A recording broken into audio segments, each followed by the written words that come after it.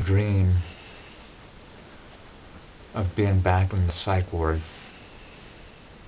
I have my mouth retainer on, so that's why my speaking is a bit awkward, but last night I watched a girl talk in a YouTube video about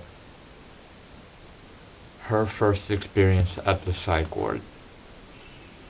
And it was, she's been to the psych ward many times, and it was a traumatic experience for her. And she said she even started getting nightmares after she got out and was back at home with her parents.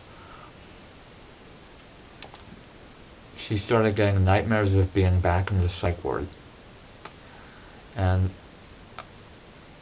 when I was live streaming and watching that, and I commented, yeah, the psych ward was really bad, and yeah, I can totally understand why it's traumatizing for various reasons, but I never had nightmares of the psych ward. That's what I said. And then I had a dream of it just last night, of being back in the psych ward. So I guess I spoke too soon, or saying that caused me to have a dream about being back in the psych ward.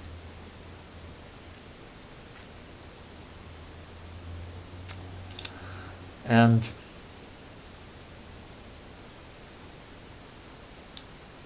I realized, I started remembering, no, I just forgot about it, but I used to actually have dreams of being back in the psych ward. It's just that my memory is so bad and dream memories fade, but I definitely had dreams in the past, after coming out of the psych ward, of being back in there. And when I wake up in the morning, I'm kind of not sure whether I'm back in the psych ward or not.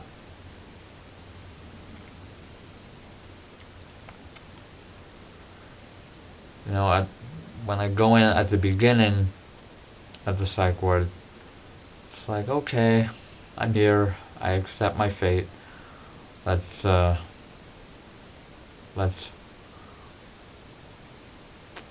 just go along with it and see what happens. But when the days turn into weeks and into months, and I'm stuck there in the psych ward, this concrete prison, for over 2 months, I am desperate to get out of it.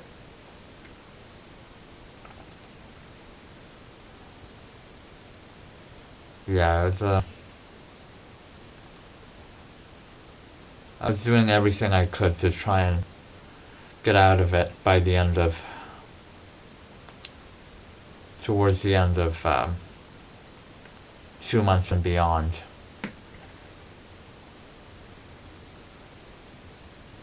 You know what the funny thing is?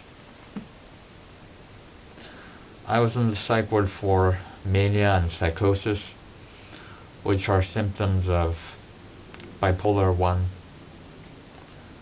And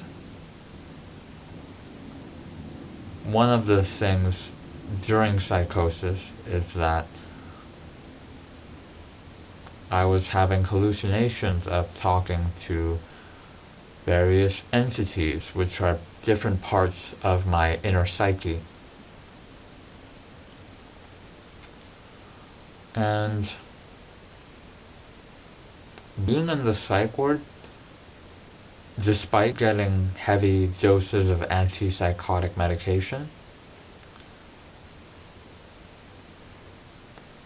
being in the psych ward does not help get rid of those voices, because you are in a very abnormal environment with very,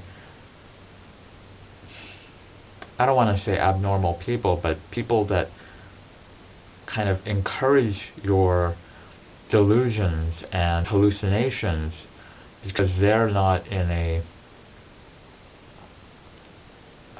quote-unquote normal state of mind either. So when you tell people in the psych ward about your delusions, the other patients,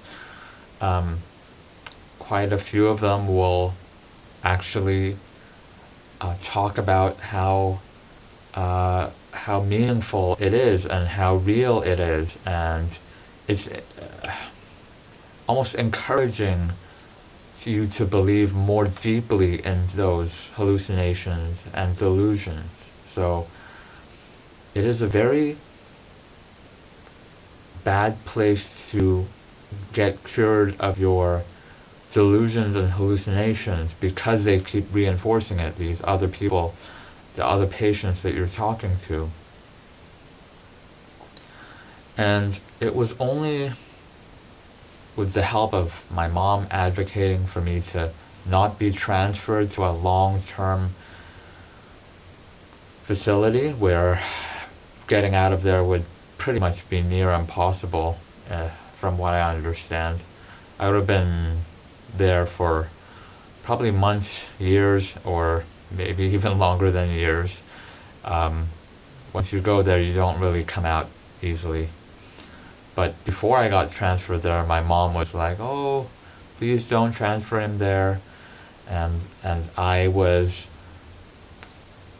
acting and pretending like I was all better, despite having some delusions and still some auditory and visual hallucinations. I would say, "Oh, I'm completely fine. I don't have any more hallucinations or delusions. I can see that those were all manic thoughts," and I was playing pretend so that I can get out of the psych ward. And I guess it worked, because I was now out of the psych ward, and it was outside of the psych ward where, living back at my mom's place, and realizing after day-to-day mundane life where nothing spectacular was happening and no other patients were egging me on and encouraging me and feeding my delusions and hallucinations, that's where my hallucinations and delusions started to break down, because of the day-to-day mundane life with no reinforcements. And so after weeks and months, I started to realize, oh, maybe these delusions are real delusions. They're just made up in my mind and not real. Maybe these hallucinations are just my mind playing tricks on itself, and they're not real.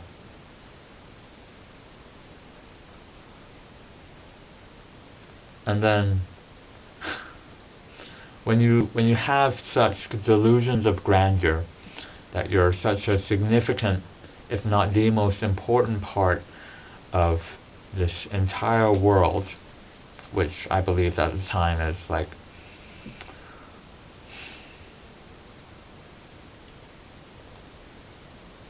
at times I believed this world is a simulation, a kind of dream made where I am the main character of the dream. All that broke down. And when all that significance of being someone that important disappears and you're just another speck in the universe, which, if you believe that, changes your sense of significance and importance from this huge balloon to a grain of sand. And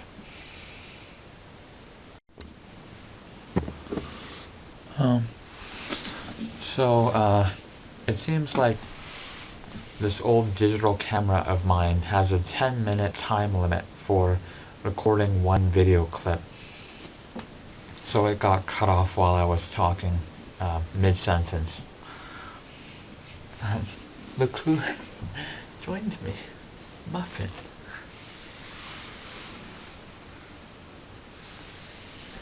He's purring, so cute and fluffy.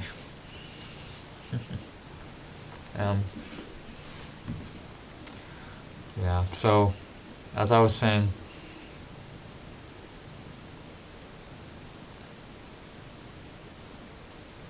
yeah, feeling insignificant and life is pure chaos and there's no joy or point in anything when your life can get uprooted randomly by your brain playing tricks on you. All that led to my depression post psych ward in 2018. No, I went into the psych ward in 2018 and came out in 2019. I spent Christmas and New Year's Day in the psych ward. And 2019 February is when I was released and came back home in this, well, not this room actually. I changed rooms to this room, but this same home. So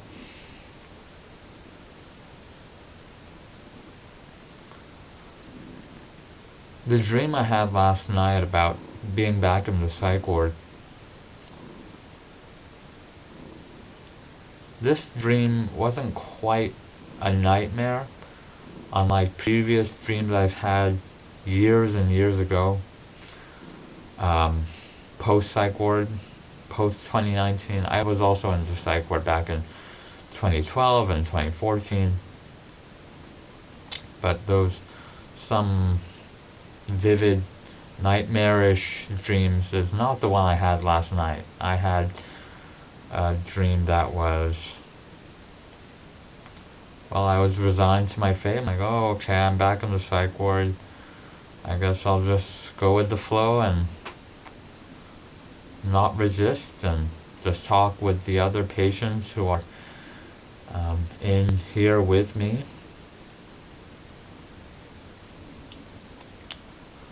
And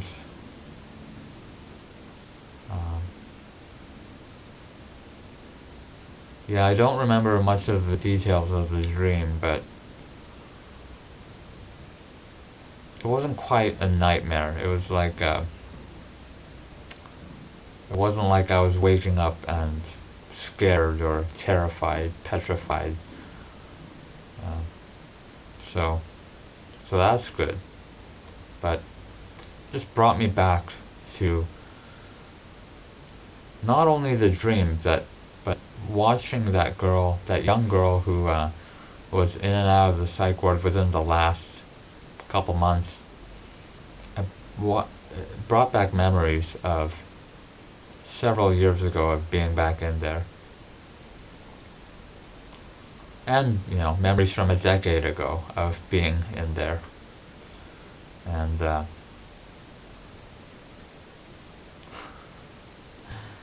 any day above ground is a good day. And being in the psych ward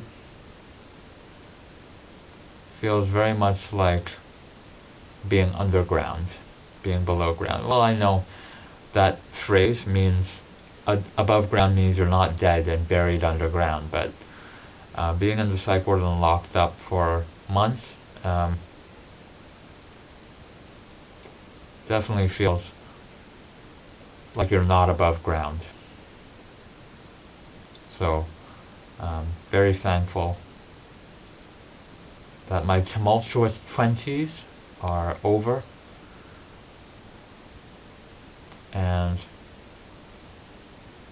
I'm very grateful that I am definitely not going there again, back into the psych ward.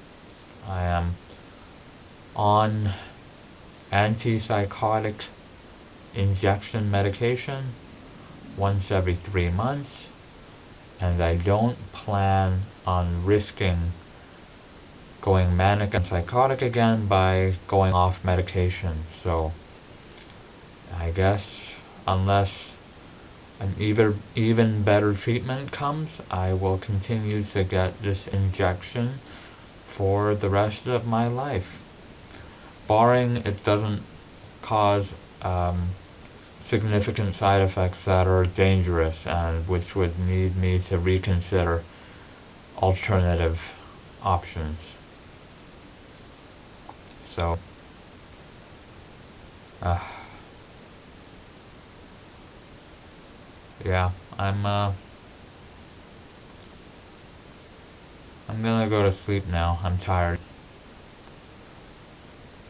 Just reading my dream of what I wrote down this morning. I wanted to record it. So, um, good morning, good afternoon, good evening, and good night, wherever you happen to be watching this.